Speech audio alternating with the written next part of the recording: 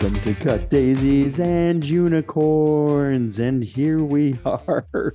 We are doing Cut Daisies a little bit differently this week. You're going to kind of see the difference. Maybe you'll even hear the difference. And there we are. We're in two different locations, not even within the same state, but glad to have everybody else here.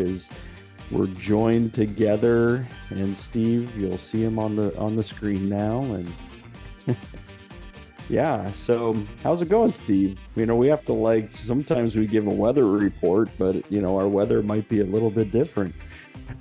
Oh man, it's 11 o'clock or 11:22 on Thursday morning, and I am recording and reporting from the Dallas-Fort Worth area.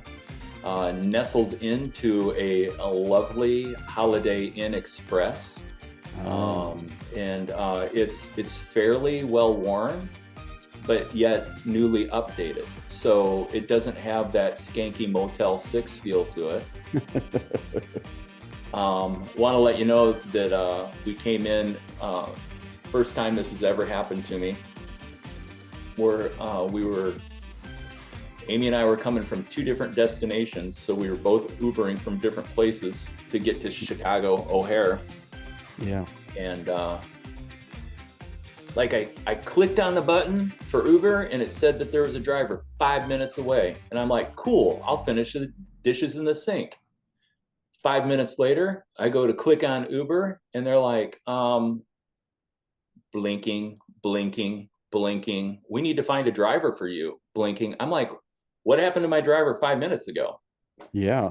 And welcome to North Shore problems is all I have to say. And so by the time they found Hakeem, he was 15 minutes. So it took them 7 minutes to find Hakeem. And then he was 15 minutes away, but willing to come and pick me up.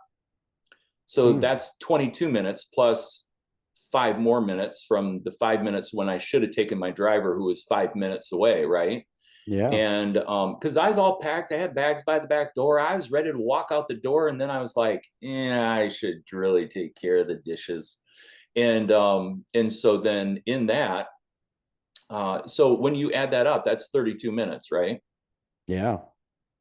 And then from the time I got in the car to the time I was dropped off at O'Hare, it was 1 hour to the minute.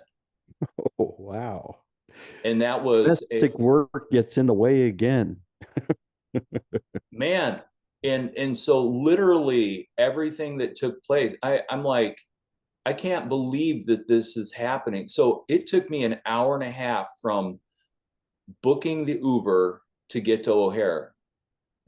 Amy and I have never had a 1 hour commute to O'Hare. Right. 35 minutes, 40 minutes tops, never an hour. And then by the time everything, thank God for technology, #never. And so anyway, our 4 o'clock flight, thankfully we were able to bump to 8 o'clock. And I am sitting in sunny Dallas-Fort Worth in the big old nation of Texas. In the big old nation. Texas, probably, it's one of those ones that has its own atmosphere. Oh yeah. And so I'll be able to hit all the hot spots. A buddy of mine who listens regularly recommended that I make the trek to Denton, which I got a music buddy, Nick Frampton, is in Denton, Texas, but kind of seated up near and around University of Northern Texas, and UNT, which is, I guess, I don't know a lot about the music program, but I guess it's really, really strong. And Denton is kind of a seat for a lot of the people who have gone through that school, and it's a music seat. Not, I haven't been there, I haven't researched, so I don't. It comes across as not being as gentrified as Austin has become over the years. Yeah. But it just depends on. I mean, I got a workload to have to take care of, and stuff like that with the Pottery Studio, upload photos and things like that. And the PGA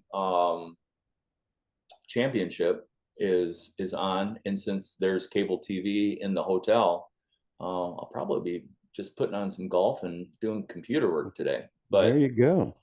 I thought for all of technology, and we can see how sound actually, usually that's what gets in the way for us on why we have tendencies not to do things through like Zoom and FaceTime and things like that. But Right.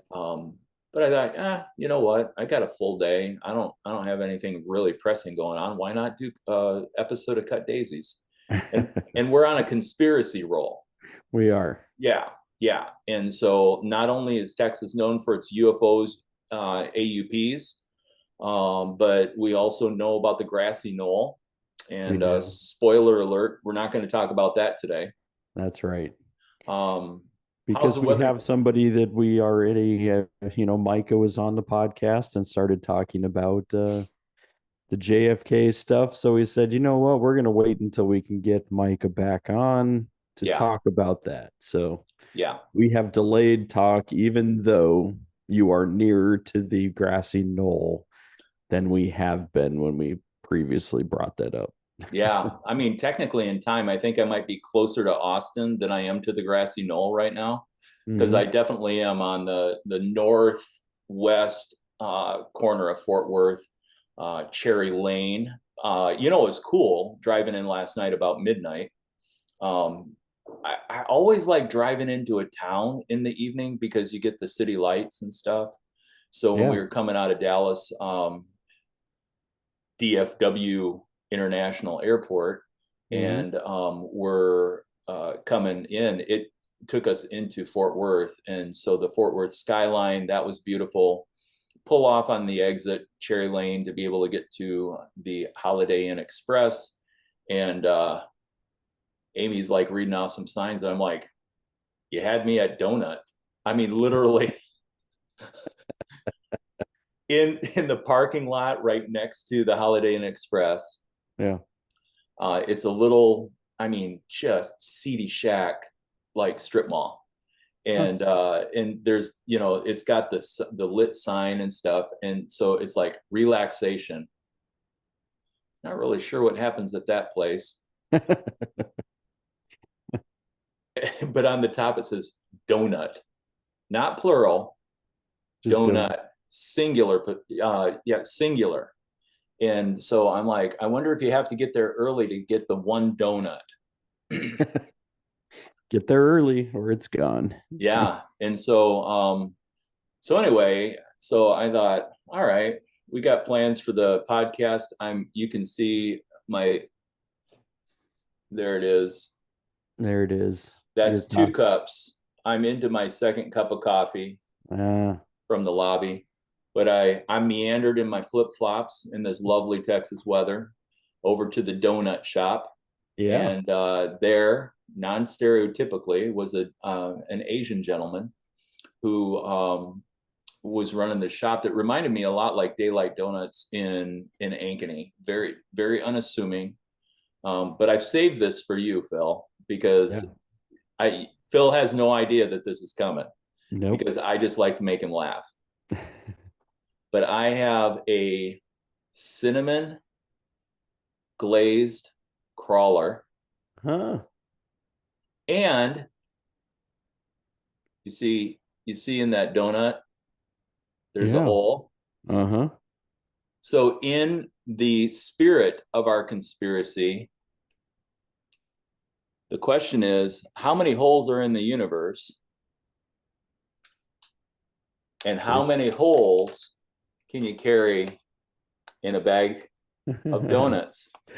Happiness is a bag of donuts. So I'm carrying so many holes. And this is definitely a play. Like, who came up with the idea that these donut balls are donut holes? Now, technically, they are from the product of creating a hole in a donut. But when you create the hole in the donut, the real hole is this hole. That's a hole. That's a hole. I mean, if you're listening to the podcast, I'm holding up the crawler. I'm showing the hole in the middle of the donut. If you're watching this on YouTube or Facebook, you're seeing me look at you through the hole of a donut. See how this is aesthetically pleasing? It is aesthetically pleasing. You get to look at my hazel eye through a donut hole. This Oh, this hole. Oh, I'm playing around with my I know you got your blurred background that yeah. sometimes it's like, no, that's not a face, that's a donut hole. But this is named a donut hole, Right, but it's not a donut hole. The donut hole's in the donut. right. This is The a donut hole's over ball, there. That's a donut. That's the remnants of the hole. which Or the means that thing that came from that made the hole. so I mean, I know it's not politically correct to consider it donut poop, you know, But it did drop it, maybe. but but it's a donut ball. Like you can't bounce it, but you can throw it Hmm. into your mouth hole. It's Into like your mouth hole. it's like playing basketball with your mouth. You Uh-huh. can throw it into your mouth and it's a donut ball. Right. Because if it was a hole, you can't throw a nothingness into your mouth hole. And You just can't. So see, I saved donut all this balls, I saved donut poop. all this content just for you. Right. Thank you. Uh, you gonna find Shipley while you're down there in Texas? You know what? I may, and maybe I won't. Yeah. I know. That's Yeah. that's some of our favorite adventures. I actually was thinking about that. I was like, Phil and I, we'd roll up, jump into a Charger, Dodge Charger. We go to this conference. The highlights: a 6-pack of PBR at the Mhm. hotel, and Uh-huh. talking to the truckers who are sitting outside. All right. Yeah, yeah, it was fun That's times. it. Yep. And then grabbing like a dozen of the Shipley. glazed donuts and then just eating them throughout the day. Yeah, yeah. Definitely had glazed icing and flour overdose. Yeah, it's true. That's for sure.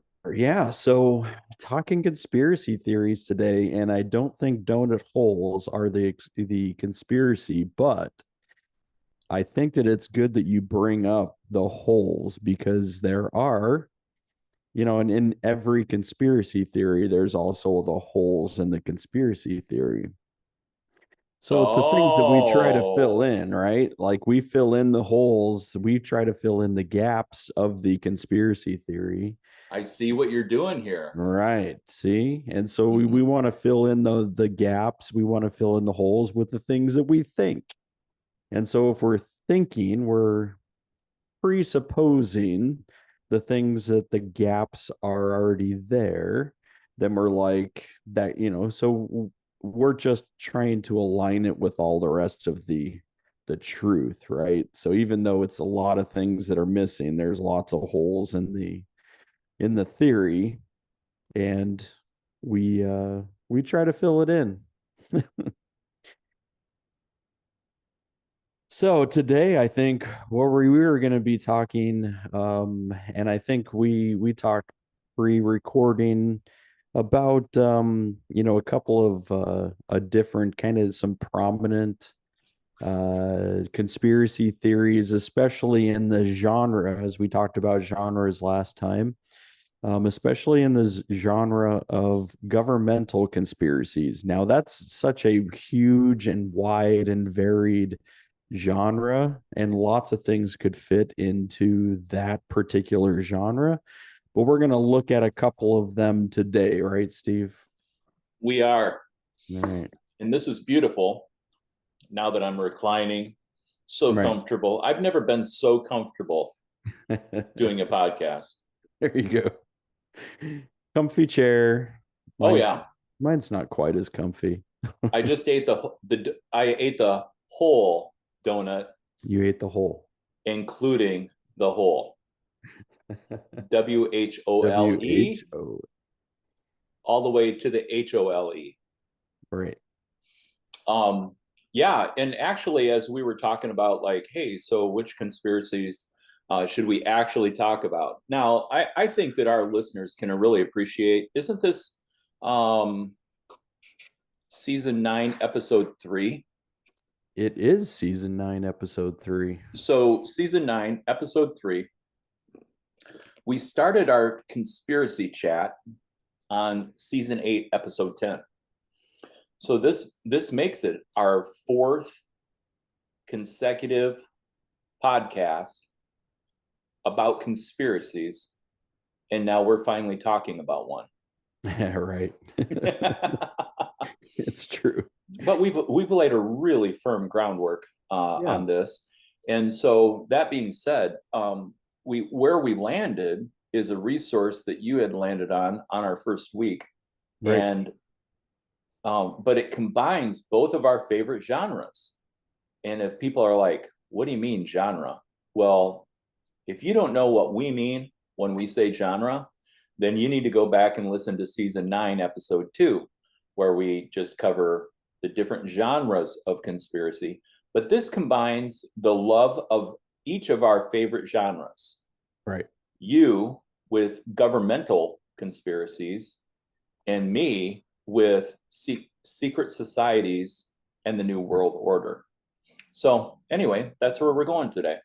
That is where we're going. So, yeah, so the it was interesting to kind of pull up, even if you just did a quick Google search, you'd be able to say, what are the top conspiracy theories around? Now, there's multiple pages. Again, anytime you have that keyword of conspiracy theory, you're going to have like billions of pages of of material. Like you're just bound to.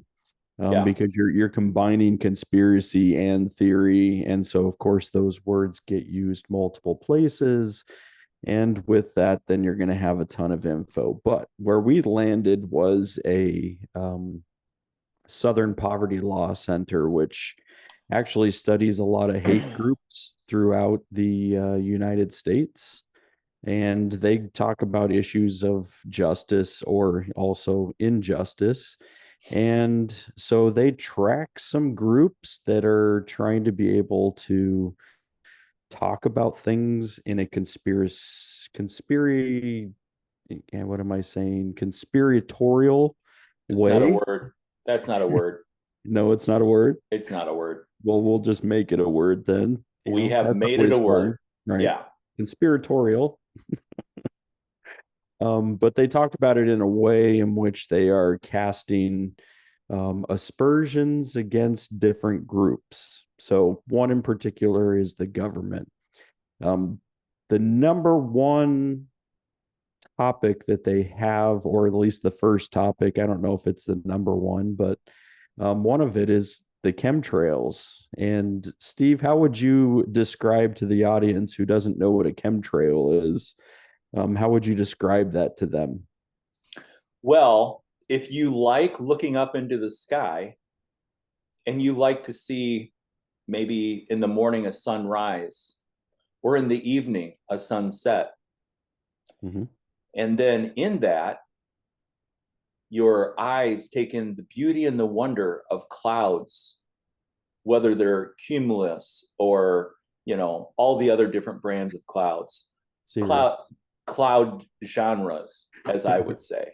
Right. And you like how the light bounces off the clouds, and then you like how the clouds are forming, or maybe on a midsummer's day, you would lay down in the grass with your head kicked back on your arms as you observe the clouds, and you watch the clouds and you looked for different formations, making different types of things that you could recognize, like horses and ponies and unicorns and all of that stuff. So we're dealing with the sky. Mm-hmm. But then if you're staying at the Holiday Inn Express and you hear the airplanes flying overhead, Mm-hmm. why is it that some airplanes leave trails in the sky? Mm-hmm. The chemtrails are, or it is a name given to the lines going across the sky that planes leave. Right. And so the question is, why, when some planes fly, are there no trails? Why, when other planes fly, there are trails? And what is trailing? What's really coming into our atmosphere Right. through these planes? Yeah, and I think that's a good way to talk about it because when you look up in the sky and you try to you're looking at the cloud formations and those are, pretty and all kinds of stuff, but it's during the time when the sun is up, or especially if you're looking at either sunset or sunrise, like there's parts of the sky that are lit up a little bit more. And so when you see those trails, you're like, it's the same question. So you said, obviously, this is where the thread of truth comes in, that there are some planes that have a trail and some planes that do not. So, what is happening in the midst of those trails? Now, that's where the conspiracy theory rises, right? There's a basic thread of truth that some kinds of planes or planes at certain times are giving off a trail and sometimes they're not. And so, with the thread of truth, we say, okay, so I think that the government is trying to be able to spread some kind of chemical in the midst of those trails. And it's going to just continue to fall on us from the sky. Now, these can be for multiple reasons because the conspiracy theories kind of are wide and varied on this, but they say some of the chemtrails would be air and water vapor contrails that form in the wake of high altitude aircraft are really clouds of toxic soup being deliberately sprayed by hundreds, if not thousands, of secret government planes, executing the designs of a new world order, which is where we bring in Steve's favorite genre, the new world order and those secret societies. And then we ask the question, why? Why are they doing this? What would be their kind of their background material on this? Why would they do this? Some people would say that the programs that are out there could be for some kind of pathogens that would lead to um, like genetic mutations. Some of it would say that it's for population growth and trying to be able to reduce the population. There's probably all kinds of different things that you could look at because of these chemtrails, because of what you think that it might be. And then you can make up your own reason of why they're trying to do it and kind of, but sometimes you're looking at it and saying the government's out here spraying cities and towns with pathogens. And so what do you think, Steve? What do you think about these chemtrails? Well, I think I've noticed chemtrails like as a child, as a young boy. Never once during any of that time did I think that there was a conspiracy about what was happening. Yeah. Um, in the research, it says that people have been concerned about this at a conspiracy level since the mid 1950s and 1960s. Yeah. I mean, like 1960 to 2000s, 40 years. I'm doing this math for Adam. And, and then we're, we're in 2023. So that's another 23 years. So you're talking about 65 to 70 years people have been talking about this. Right. Okay. So pragmatically, for the last 70 to 75 years, there's a people group who's convinced that the chemtrails are dropping a pathogen on us that will weaken our immune system so that we can be finished off by smallpox or anthrax. Mm-hmm. Um, I think the people in the Illuminati, now, I speak in a way about that where I really do believe in the Illuminati, Right. but I think that people who are in the Illuminati not only have enough money. Do you hear that airplane? Yeah, it's funny. Yeah, You're right playing there. your part, government. Yep, chemtrails. Um, but I think people in the Illuminati not only have the money, but also are smarter than something that would take, if they were working towards using this to do this, I think it would have been accomplished already. Like this is way too long Right. for a pathogen to be dispersed. Um, I think that the pandemic has proven it's not really keeping people from getting pregnant. Right. Um, and so then where do we go with this? The thing is that I haven't really, until I lived in Chicago, I had not really lived in a highly populated area, but I still saw chemtrails. Mm-hmm. So if you were going to target groups of people, wouldn't you be targeting people who, like, you could target the concentrations of where the most people are? I I don't know. It just seems to me that there's a lot of holes in this. Yeah, I would especially say because a lot of the theories themselves also get into weather manipulation and mind control issues. And so you're also like, so I mean, you could throw anything in there and say, well, you're not seeing the effects of it because your mind is being controlled because of the already chemical situation. So, of course, you're not going to see any of the evidence because you're being controlled already. So they could try to dismiss some of these with like simple things like this, where they would just throw it in and say, "Yeah, you're part of the, you know, the mass who's being controlled anyways." So So then we're the special part because we're actually here asking the questions about it, but yeah, we're basically a propaganda group to help cover up what's going on, even though we're asking the questions and the hard questions on it. right. Wow, that's an amazing conspiracy theory in itself.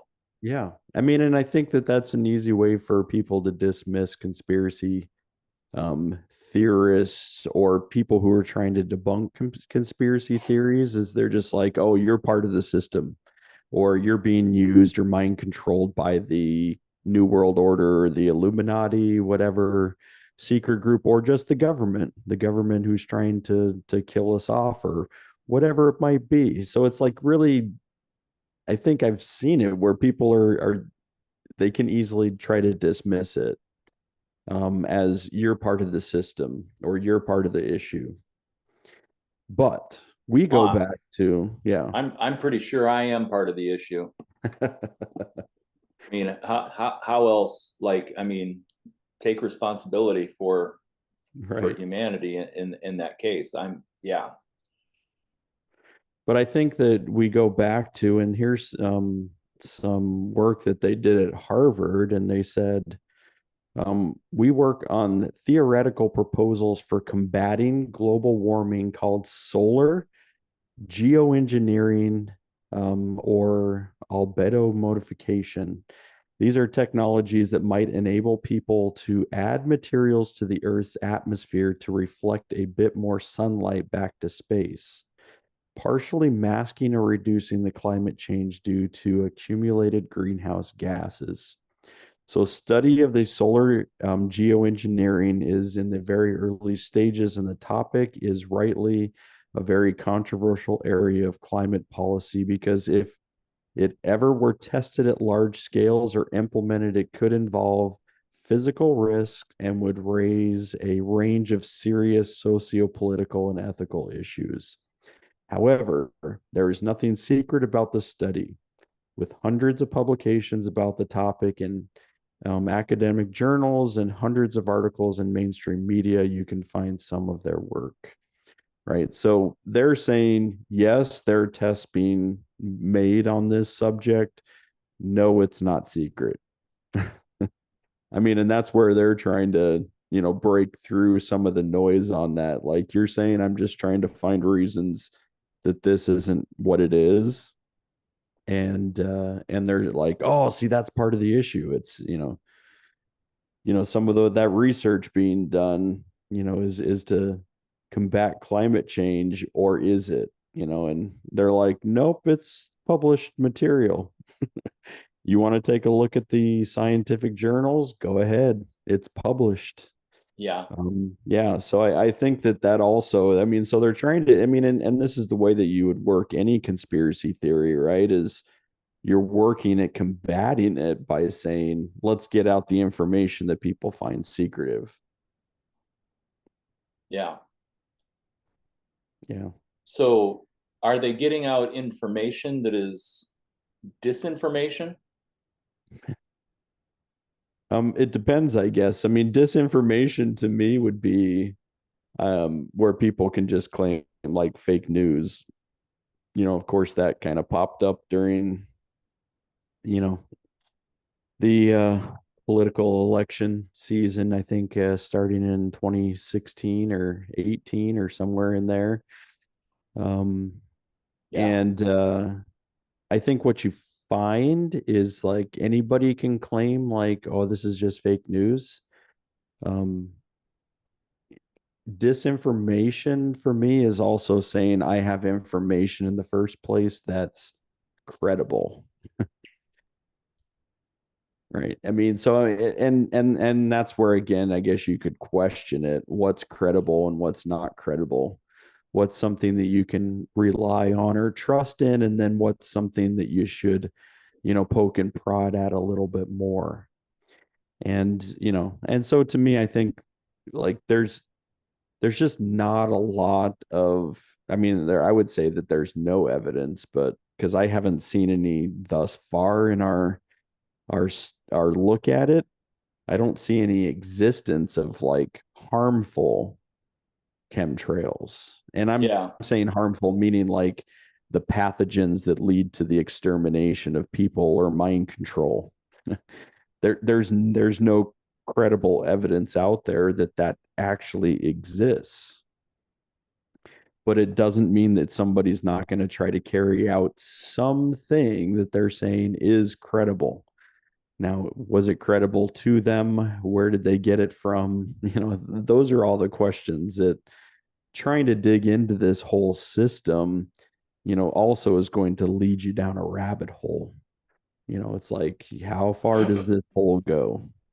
Well, and we're talking about this on a very, very surface level Sure. point because my diabolical mind, my mind Diablo is would be like, well, yeah, so the conspiracy theorist, or in this article, as it said, the patriot. And I have a question for you about the people who authored the article of the 10 major conspiracies. Yeah. Um, is that like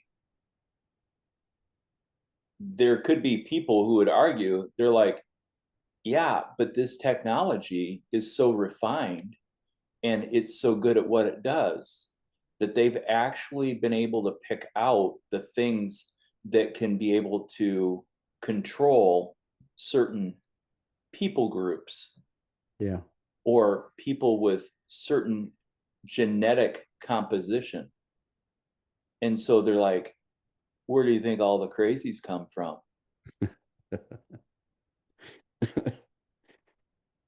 Right. It comes from the people who are genetically predisposed to be able to receive what's being spread in the chemtrail. Yeah. So then what they could go down that road and then say, how do you think there's so many more mass shootings in the United States over the last 15 years? Is because the chemtrails target people with a specific background, with a specific Right. DNA component, Uh-huh. and then it hits them and it makes them go crazy. But the Yeah. information that's being spread through the chemtrail formats their brain that they start going and looking for guns so that they can be able to shoot up places and be able to kill people. Now, you may think that we're crazy for believing in chemtrails, but I'm telling you, you're crazy for not, because look at all of the chaos in the world around us. And don't you know that that chaos that's created by humans, not nature, is actually, oh, and take it down the rock, the vein of, they say that what they're doing is they're doing the research, and they're doing the research for global warming, and so how they can be able to deter it. But haven't you noticed in the last 15 years, natural disaster is on an uptick? They're actually trying to destroy us Mhm. because they can, instead of coming in with an army and destroying us with martial law, which we'll get to. Right. But I had a little donut burp there, and and instead of destroying us with foreign country military, we'll get there. Then what they're doing is they're using these chemtrails to be able to affect the environment, and then by doing so, all of these natural disasters that are occurring Mhm. are actually occurring because of the chemtrails, and the cities that are being hit and the people that are being killed is a slow annihilation of population control in the United States and around the world, so that we don't implode ourselves because of our misuse of the natural resources that the earth has to offer. Right. How did you like that? Yeah, I mean, and I think that's the trail, right? I mean, not, and that's a pun intended. The Chem, I mean, it's the trail of where you're sounding very logical. You're saying like, like, well, we see an uptick of natural disaster. Well, I would say, I mean, we should probably look at that over the course of history because we haven't always tracked natural disasters. So, Right. so there were recording agencies that haven't always recorded it. Yeah. So there's that issue in and of itself, but it's sounding logical, Yeah. right? And I think that's where people are saying if you find that thread of logic, then we're good, right? Right. Then it's easy to explain. Yeah. Yeah. Yeah. So I think there some of the other logical side is um of trying to debunk it is saying, can you imagine the scope of what this would take and how many people it would take in order to create such a large an actual system that you're going to be, whether it's governmental, new world order, Illuminati, there's somebody in the system. It's going to take thousands of people knowing about this program, knowing about what the chemtrails, have in them, that they're saying it would be, they this Harvard study's going back to saying, like, we've seen governmental whistleblowers call out things that have been happening, and saying, like, and so they're saying thousands of people, nobody's ever said anything. It's kind of weird. They trust people a little bit more than to just be able to do that, being able to population control, killing people. So they're why isn't it that nobody has ever talked about it? So they're saying it would be extremely hard to keep such a program secret because it would be so easy for a single individual to reveal either leaked documents or photographs or actual hardware. Yeah. And so why haven't we seen any evidence of any of that? I have an answer to that. All right, there we go. What is it? So, Is it logical? no, this is just Coble making up conspiracy shit. There we go. Yeah. I mean, hashtag conspiracy, cut daisies and unicorns, conspiracy birth number one. So how about we go down the line of, let me ask a series of questions. Would you agree that the government is usually further ahead than on any given topic than they ever let us know? Yes. Okay. So they're working ahead of us. Mm-hmm. And they're releasing information as they think that we need to understand it, or to cover an action that has taken place. You believe that? Okay. All right, cool. Yeah. So we got a yes, number one. Question number two. Do you think that the current artificial intelligence research and problematic fruit of such systems is further along than what they're letting on?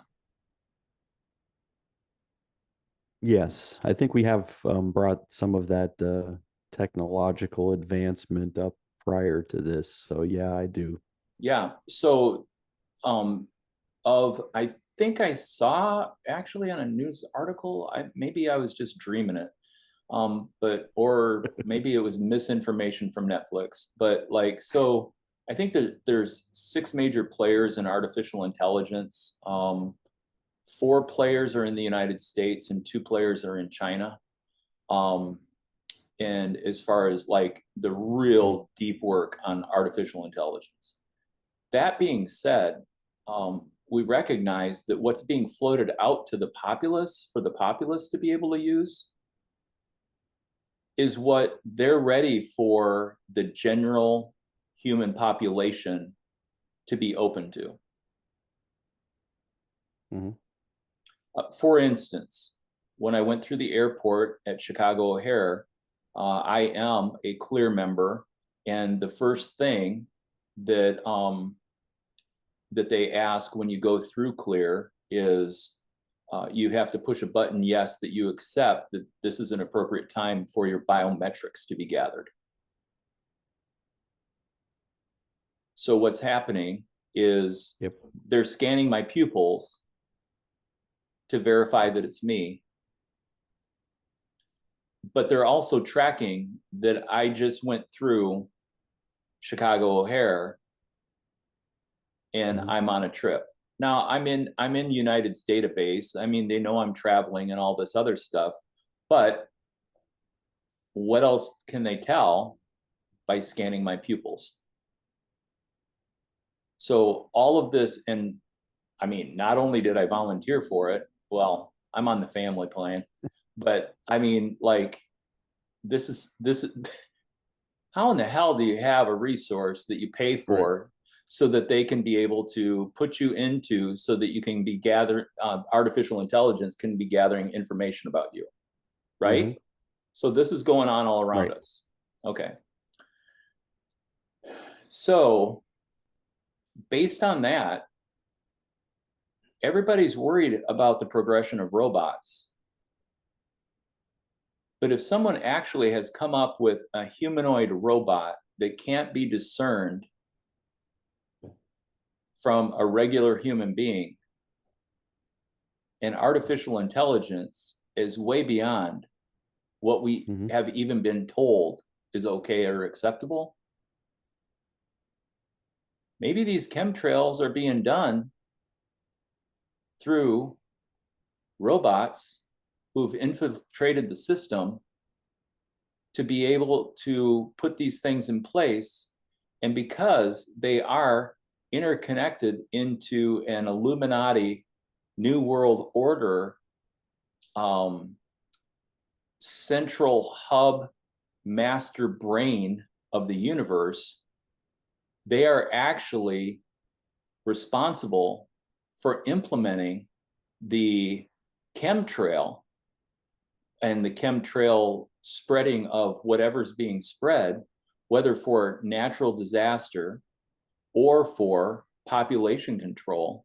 And that's why no one has ever leaked it, because the only things involved at this date are humanoid robots. Mixed in with the New World Order / Illuminati. So somebody's like sitting there and saying, we're using this AI system to keep people out of it. So there isn't a whistleblower. Is that what you're saying? Yeah. Yeah.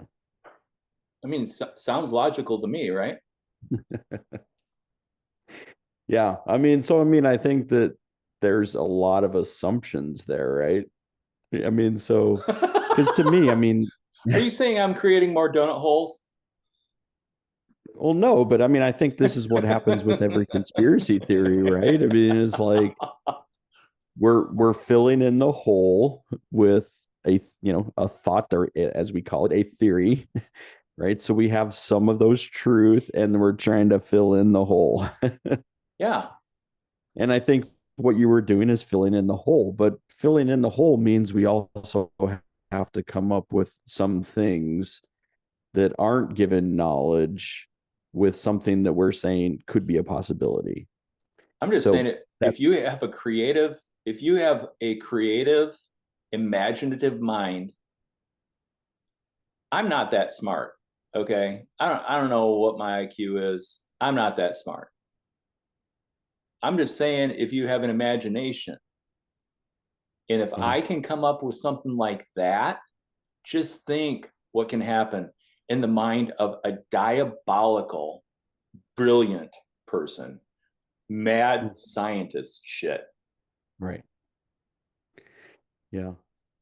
I think yeah. So I mean, the possibilities could be endless. I Or, mean, as we and like that, to say, season 8, yeah, infinite. yeah. I mean, and I think that's the reason why. I mean, because when you would have any mistrust or distrust in the government, Mm-hmm. then you've already got a hole in pretty much every conspiracy theory that's in this genre. If you have a mistrust or distrust in anything that the government has done, then you already have a hole, right? So I know that I have had a mistrust or a distrust in the governmental structure. Sure. So I believe that you have too, right? Yeah. Oh, Yeah. I mean, the thing, the pragmatic part of me in coming back now, if everybody's wondering, I flipped the switch, and this is really Steve right now, not the diabolical Steve. Okay. But the pragmatic part of me, comes back, and I end up, instead of pointing a finger directly at the government of the United States and say, listen, this is, like, I don't trust you. I don't trust any governments worldwide. I mean, yeah, I mean, it's all a shell game, in as far as like moving pieces and people posturing, and all the Right. things that are going on, and stuff like that. And again, it's power, it's control, it's Mhm. money. And you know me personally, while people will say that the United States is a nation, we do have certain freedoms, but we've never been all free. I Mhm. mean, and you know, I think it was last episode or episode before, I mean, like, I remember when seatbelt laws were introduced. It doesn't matter what you do, but I mean, but there's laws that are meant to govern the masses, Yeah. and so I don't know why in the hell. I mean, how come when I was growing up, speed limits were only 55? Like you couldn't go 60 or 60. Well, I mean, people would drive 60 or 65, Right. but now there's interstate. I mean, based on populations and stuff, there's places where you can go 70 miles an hour down Interstate 80. Yeah, there's actually parts. I think there's a stretch in Texas that has 80 as Really? the posted speed limit. Yeah, There's also a stretch in Minnesota before you get into Sioux Falls that's 80, yeah, posted. yeah. So yeah, I've I driven, I've driven that. It's amazing yeah, how much faster your trip goes when you're driving 80. right. Well, and then there's posted speed limit in Chicago is 55, and people drive 80 and 85 anyway. You're right. You're I'm right. Your present company included. So like, so then you have to come back to ask about what freedoms are we really talking about. And I was going to bring this up and ask you, do you really think that this company um, that has done the research, um, do you think, would you consider them an independent third party, or would you consider them a group that is a special interest group that is trying to cast a dark light on these other special interest groups? So you're asking if I believe that who is? The people who did the article that we're reading. Oh, the Southern Poverty Law Center. Yeah, Yeah. Um, just based on, I mean, because I've studied them mainly not from I didn't even know they had a article on conspiracy theory. I've known Southern Poverty Law Center just in their study of hate groups. So, and that's where I, I mean, they've prosecuted and that's why they're a law center. They have lawyers that work for them that are looking at prosecuting these hate groups and things that they're doing. I didn't realize that they were also in the aspect of saying we need to study these hate groups and understand what's the root cause of their hatred. And so they hate government sometimes in these groups, but then they also extend that out further and say not only do we hate government, but we hate people groups. So, and then you can pick out which people group, right? So whether you get, the blacks, the Jews, the Asians. I mean, you can pick any people group and say that there's another group out there that's a hate group that hates on them. So that's mainly my experience from the Southern Poverty Law Center is they just study the hate groups, but then it's also then they dig further. And I didn't know how far they were digging, but this article gives you a little bit of a glimpse that they're digging a little bit further into what are the groups that are talking about such things. yeah, So, yeah. Well, I just thought that, because really the source of, I mean, that's the problem with living in an age of information. I mhm. think I think young parents would really be struggling with how, and actually what I would do to people who are listening currently is I would point you in the direction of, I think in season 8 we did relative truth, absolute truth. We did a podcast on truth, right? Right. And so as another resource, I would send you back into our library, so that we don't spend an excessive time here. But like, with all of this information, Phil, what's a pragmatic way that you boil down to what you can believe and what you should believe? Um, well, I think, for me, I'm gonna look at who are the people that I think that I can trust, who have given me trusted information in the past. So that's kind of a check mark first. Like, I mean, if I'm hearing some, I get some, article that's sent to me, I'm going to say, so what's the source? Because, you have to understand the source. If it's, you're like, I've never even heard of this source before. I'm going to have a little bit more, um, the radar goes off and says, yeah, this might be a fringe. So we've got to hold it in that spot. I need to keep it up here, keep it off to the side, not necessarily something I'm saying, oh, this is good information or this is trusted information. No, it's not. It's not trusted. The source itself isn't. So going back to that is like you have to look at that. You have to say, is it trusted? Has it been something that I have seen the evidence of in the past? Is it trusted? And I Oh, think, yeah.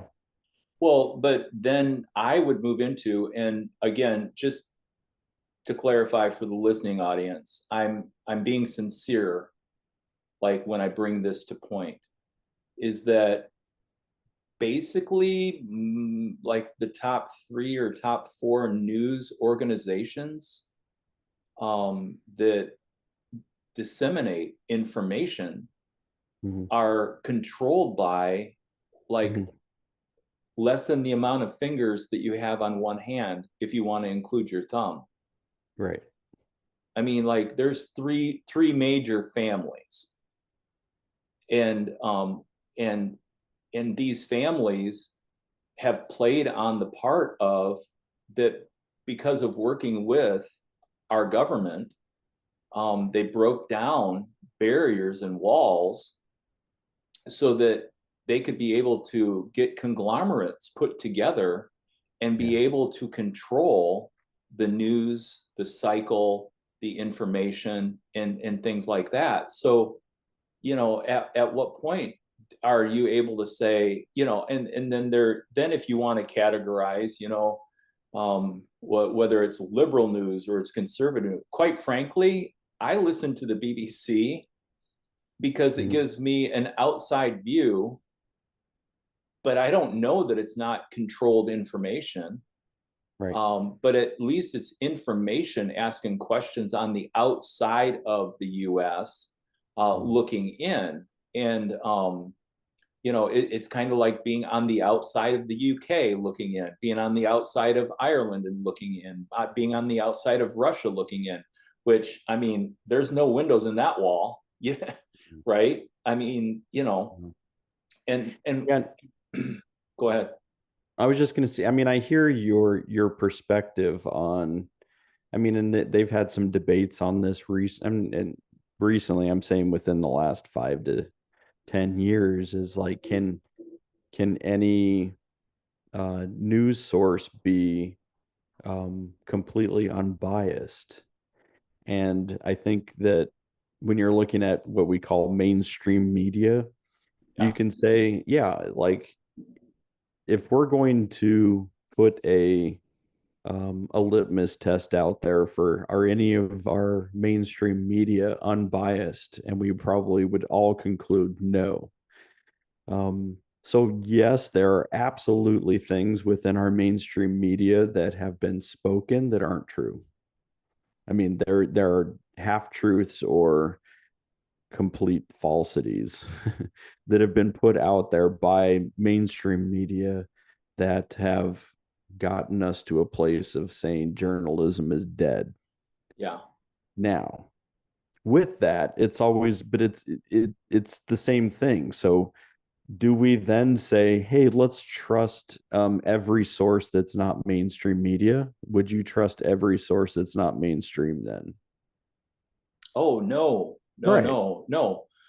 Because and to me, this ends up coming back to a circle that we have, been talking about concerning conspiracy, and that I mean, whether it's a special interest group,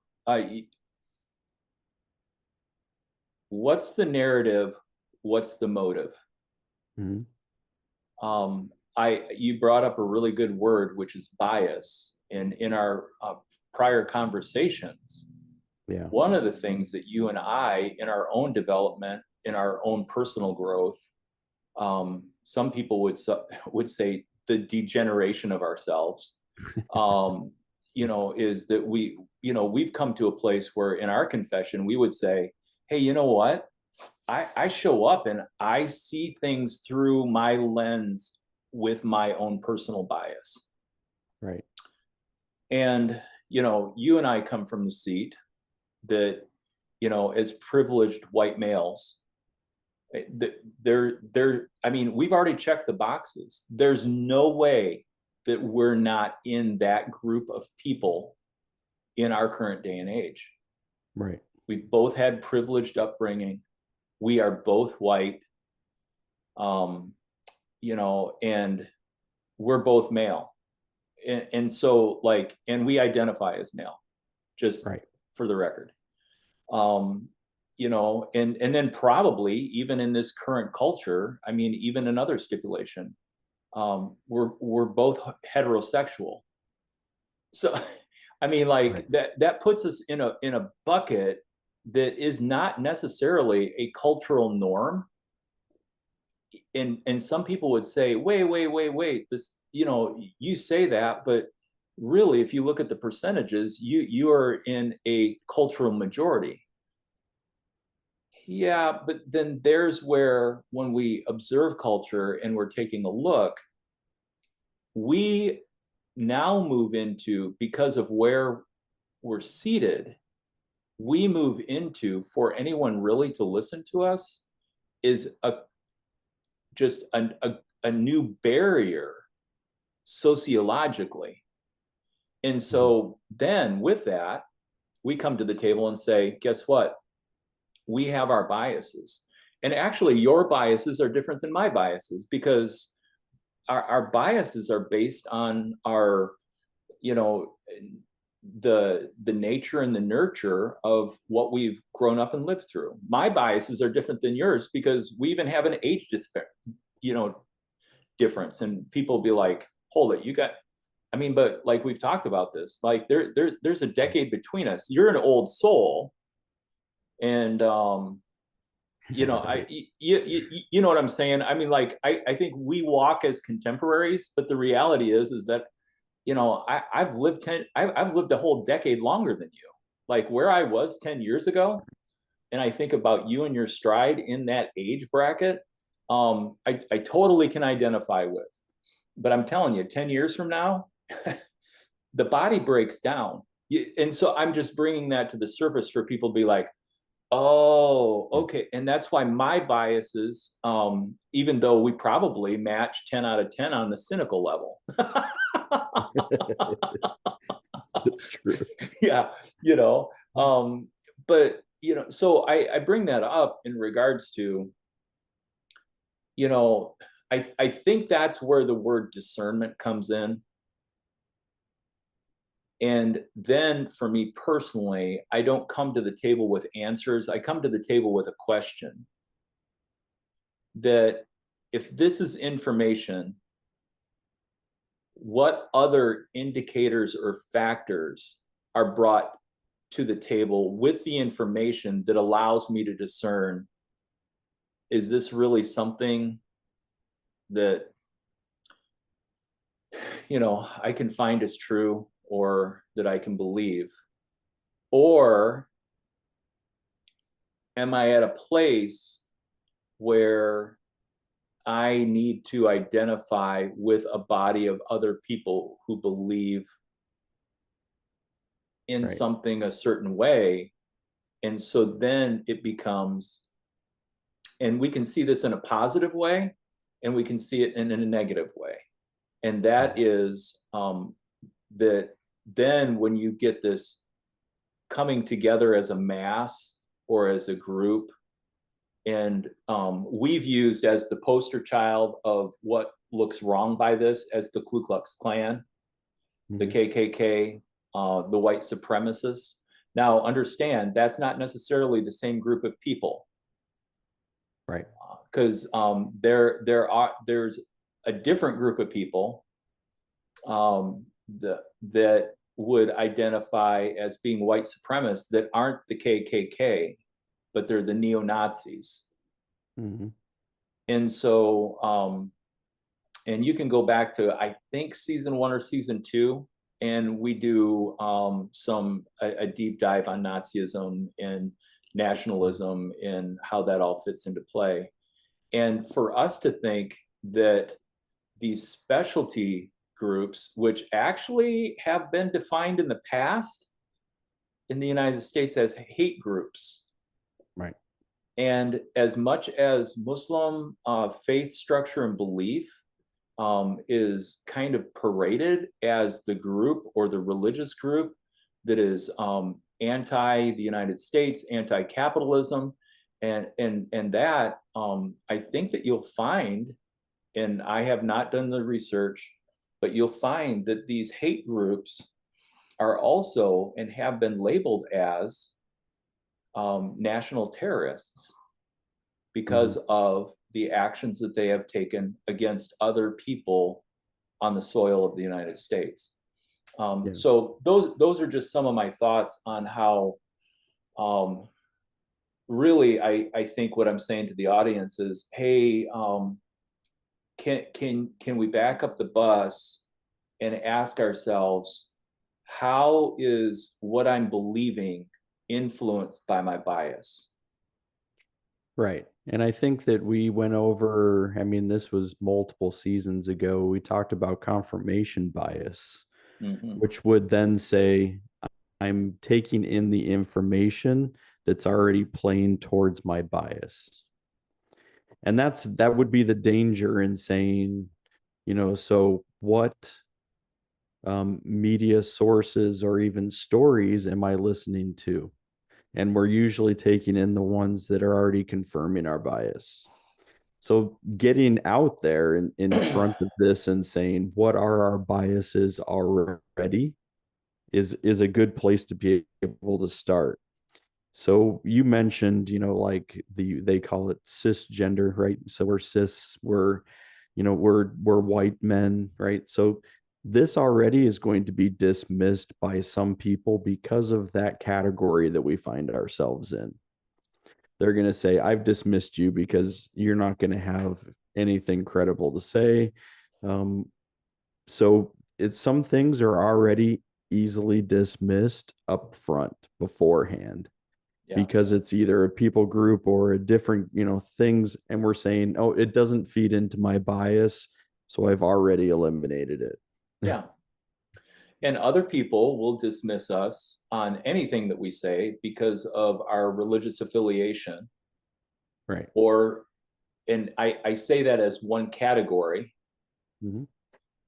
but also because of our chosen faith practice, Mm-hmm. which I would, for the record, just put out there are two different things.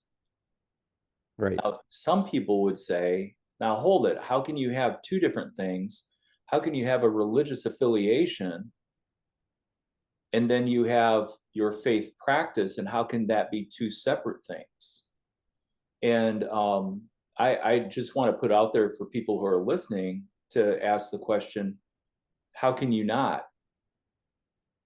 Religious affiliation is based on religious institution. What I will tell you about every religious institution is that the religious institution that you attend has been formatted and put together by humanity.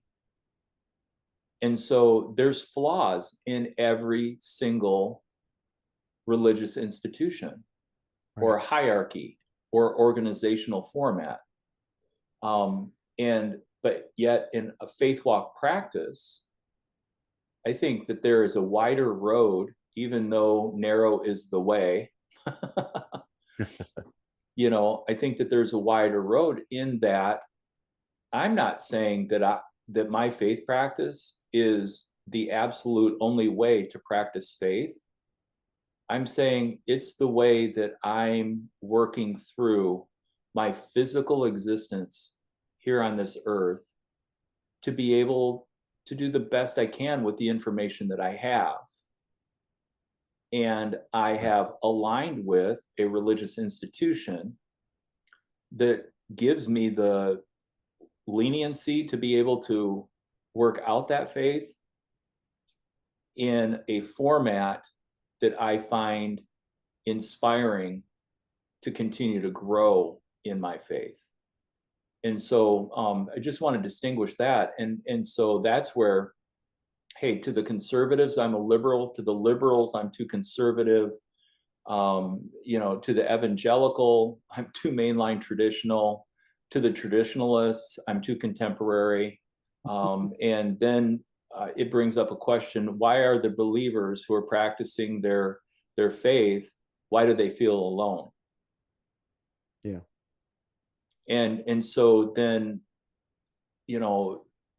if you can find a community of loners who are coming together to say, hey, there's room for you in this community to work out your faith walk, then that, and that's what I find at Tabor. And that's why if I go through a list of where I won't worship, where I won't line up and be a member or in partnership with, I do have that list. I'm not going to share that list. Right. But I do have that list. And also, this is my example of bias.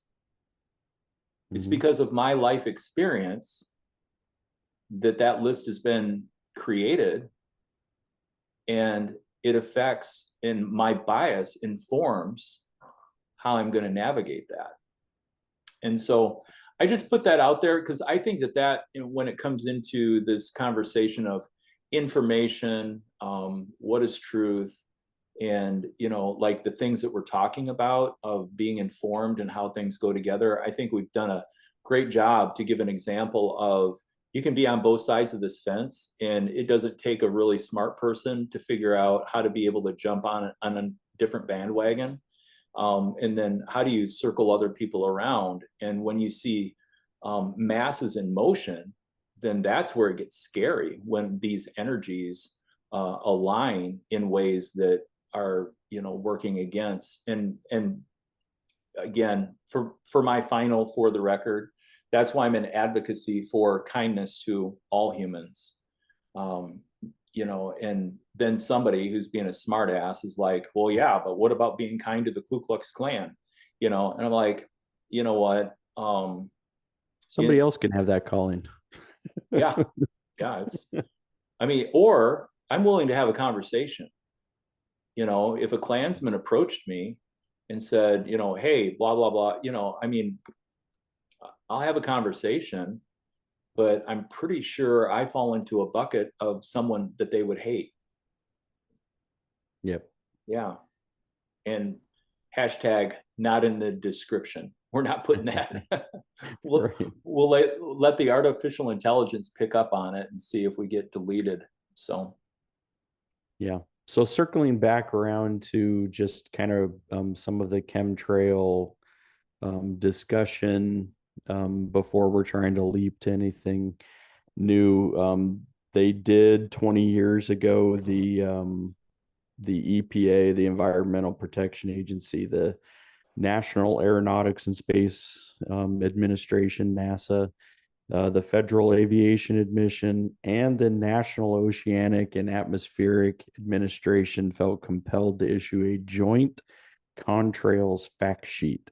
Now, apparently, it's a 6-page illustrated report patiently explained the science of contrails, such as the role of humidity, plays in the variance between how long the contrails linger and spread, sometimes forming cirrus cloud cover, and pointed out that they have zero impact on human health. So it's funny how a government agencies have to come together and say, hey, this is making such a big issue. that we have to issue a joint statement. Now, again, you could have this speak towards the conspiracy as well. Why do they feel like they need to talk about it? Why do they need to issue a statement if this is really nothing? And that's where you get into that other side. Like, you'll never find a win.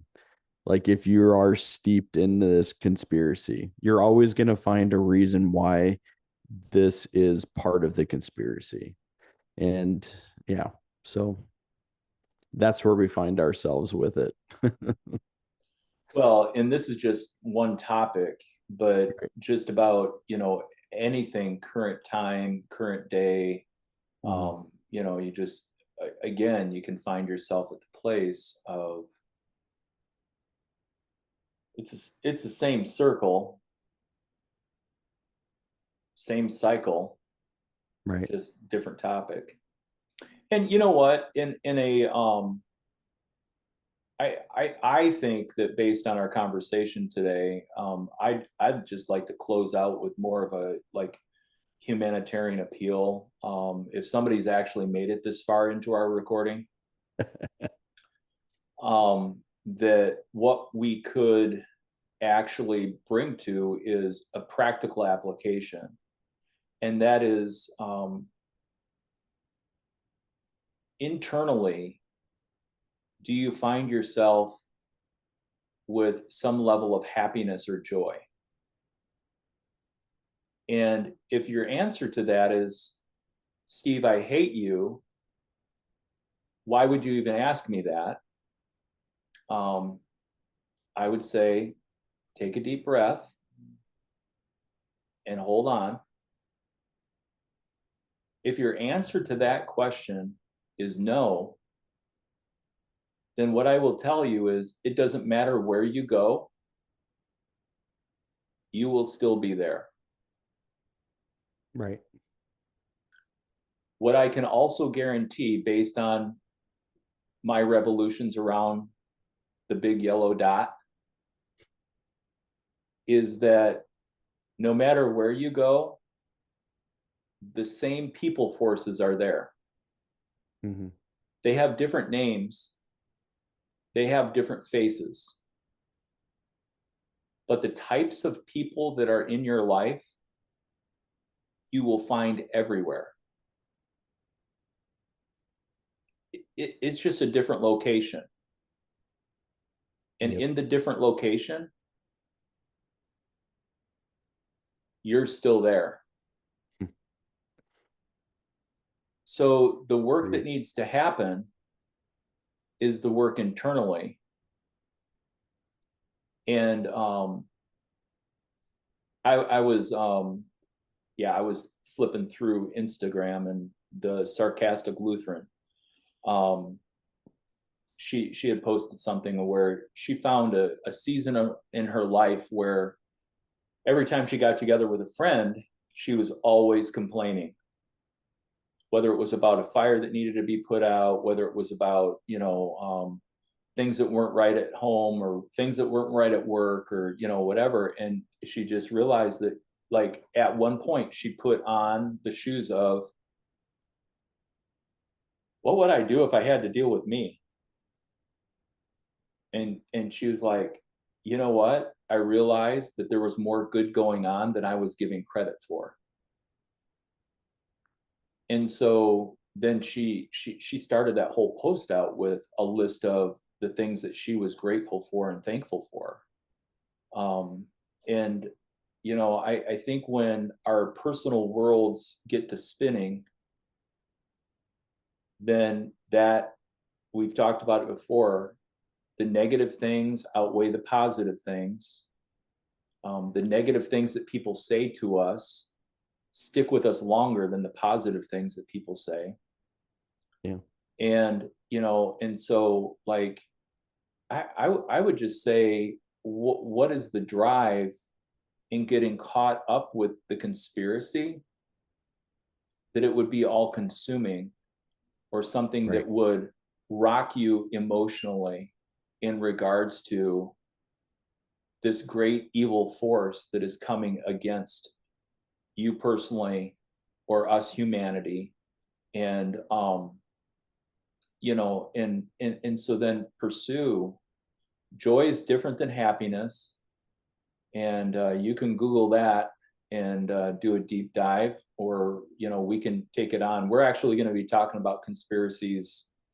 We've got more things on our list, is what I'm saying.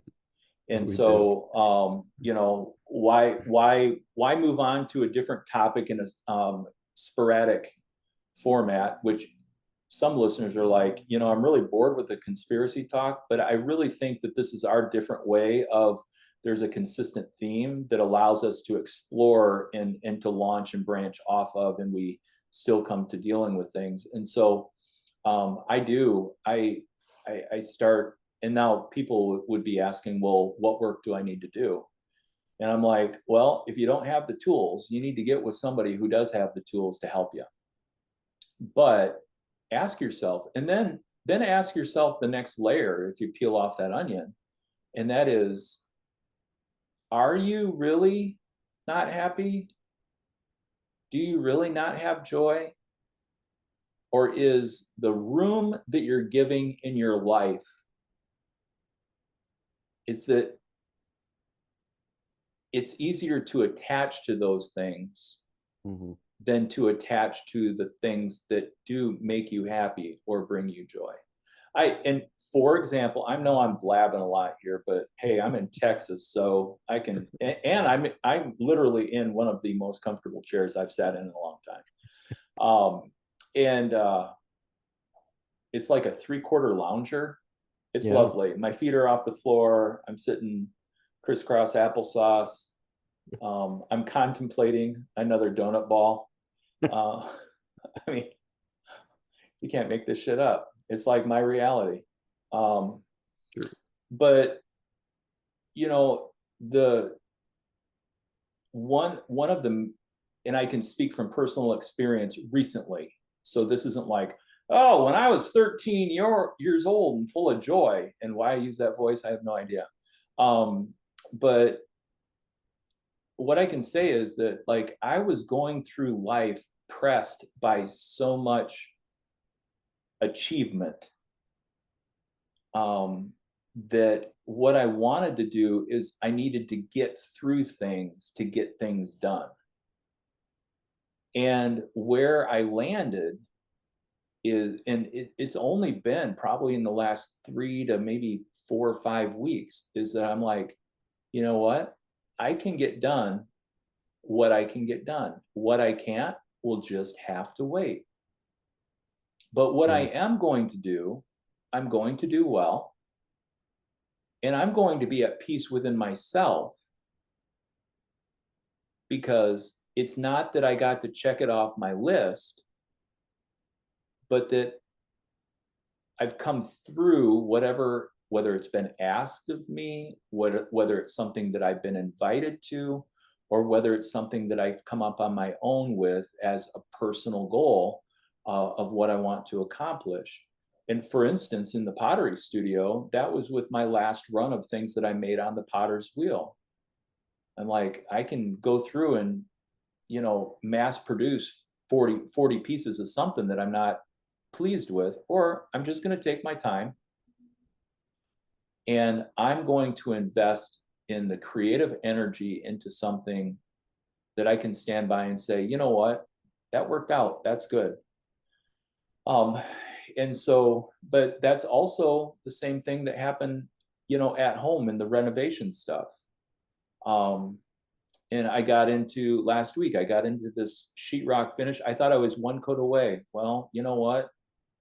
I'm probably one more coat away from being able to have that all finished. But when I'm done with it, I can live at peace within myself, take a look, and just have that settledness of, it's okay. Now, from that settledness, that's where joy comes from.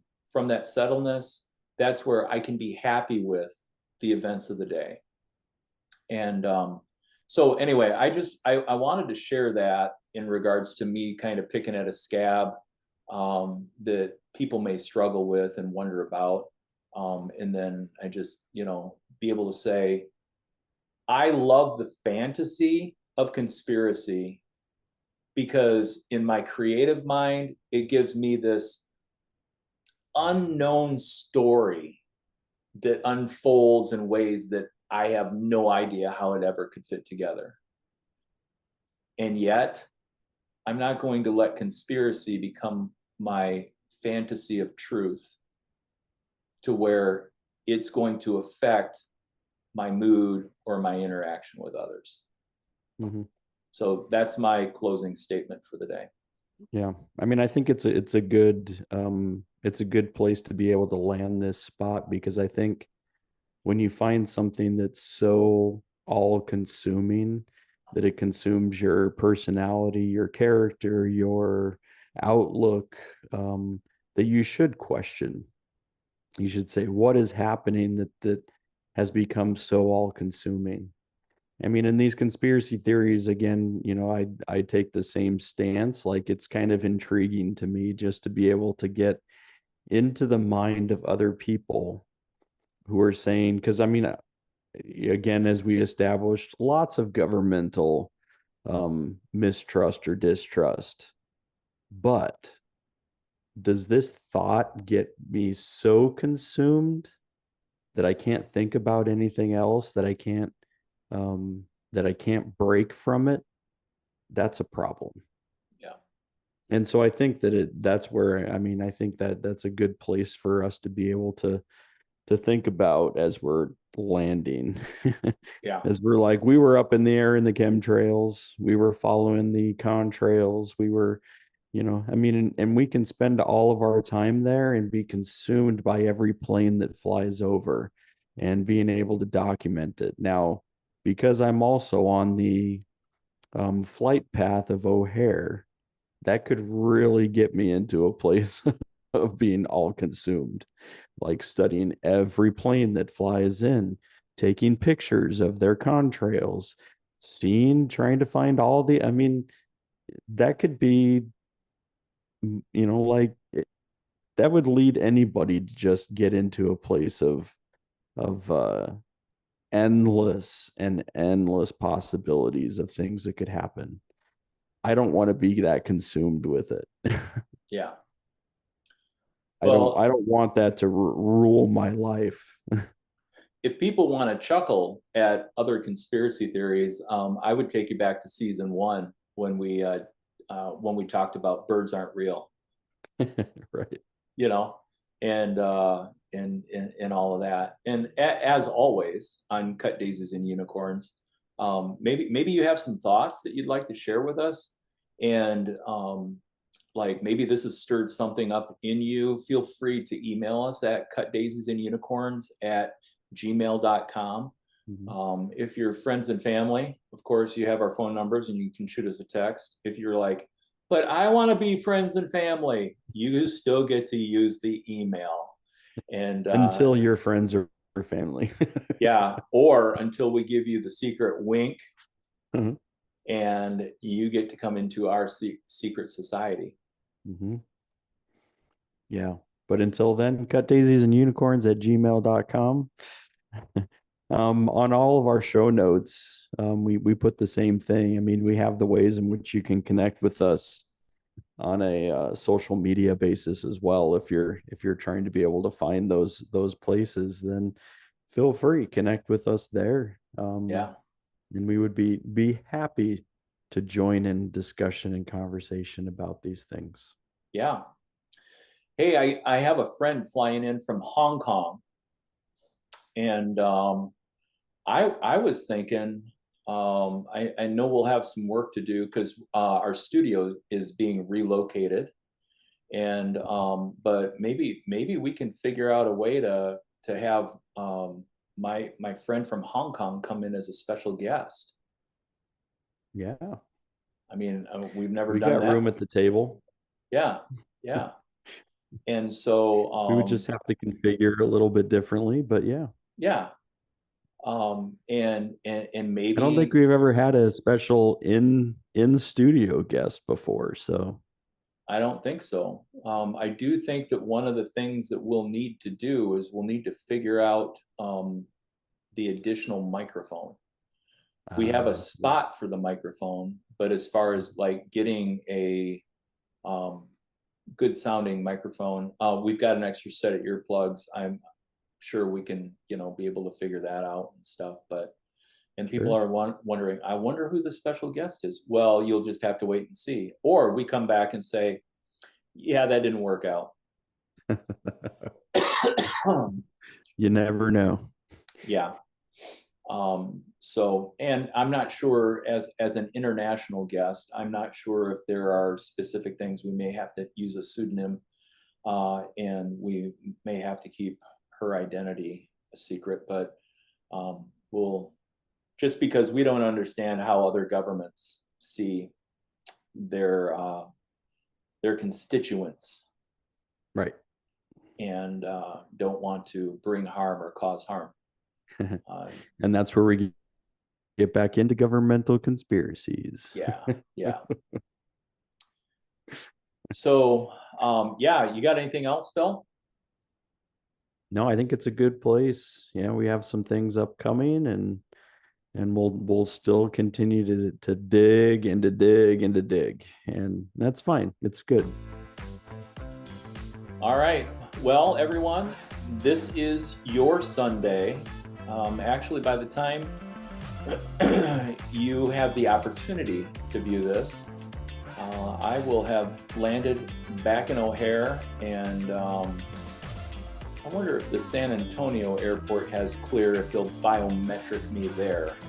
And but then I'll have landed and making peace with myself on the lovely North Shore of Chicago, and embracing all that being home and sleeping in my own bed will feel like. But anyway, with that, I say adieu.